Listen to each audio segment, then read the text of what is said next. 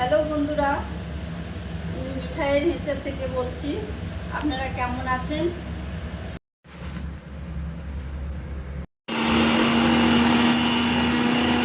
থাকা মুড়ি, যে মুড়ি মেথিয়ে যায়, মিশিয়ে যায়, খাওয়া যায় না, নরম হয়ে যায়, সেই মুড়ি দিয়ে আমি দানাদার বানিয়ে দেখাচ্ছি। এইটা আমি ব্লেন্ডারে দিয়ে গুঁড়ো করে নিয়েছি। এবার এটাতে আমি অল্প অল্প করে চেলে চেলে দেবো।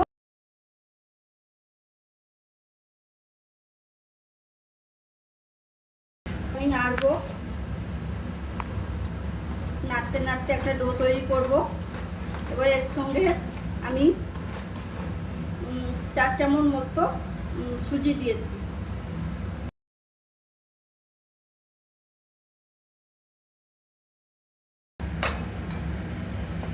এরপর আমি গুঁড়ো দুধটা দিয়ে দেব।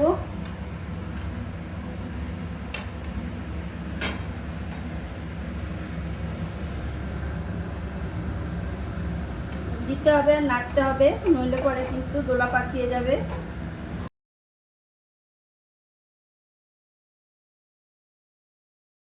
দিচ্ছি, এটা যেহেতু দানাদার সেহেতু একটু মিষ্টিটা আপনারা বুঝেই দেবেন।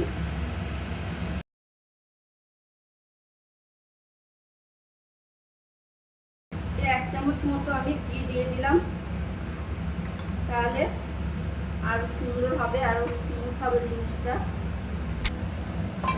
দেখুন কি সুন্দর ডোটা তৈরি হয়ে গেছে। এরপর আমি গ্যাস বন্ধ করে দিলাম। এরপরে করে আমি আস্তে আস্তে করে একটা একটা করে গড়ে নেব।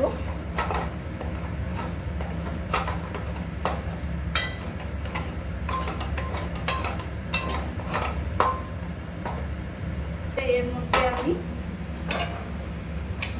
চিনি শিরাটা করে নেব। একটা সসপ্যান বসালাম,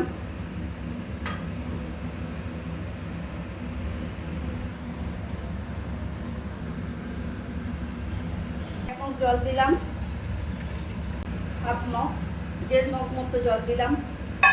এরপর এর মধ্যে আমি চিনি দিয়ে দেব। এটা আমি 1.5 মগ জল দিয়েছি, এই মগটারই আমি 1 মগ চিনি দিয়েছি সিরাপটা বানানোর জন্য। এই মিষ্টিগুলো করতে ভাজার কোনো দরকার নেই।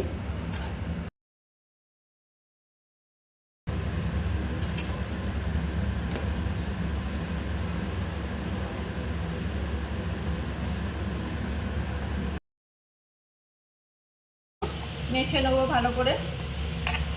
একটু গরম গরম থাকতে থাকতেই মাখতে হবে, নাহলে স্মুথ হবে না।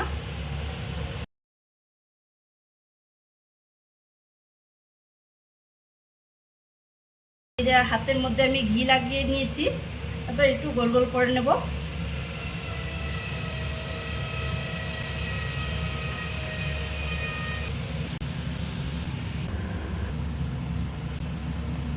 ঠিক আছে, এরপর আমি আস্তে আস্তে একটা করে ছেড়ে দেবো।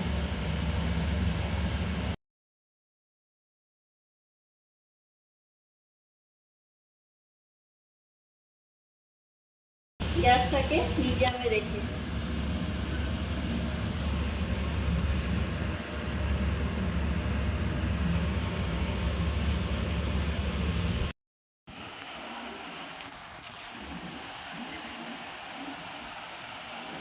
এখানে আমি এগুলো মিষ্টিগুলো হয়ে গেছে। এখানে আমি একটা প্লেট নিয়েছি আর এখানে চিনি নিয়েছি। এবার মিষ্টিগুলো একটা একটা করে তুলে চিনির মধ্যে চিনি মাখিয়ে নেব, দানাদার যেহেতু।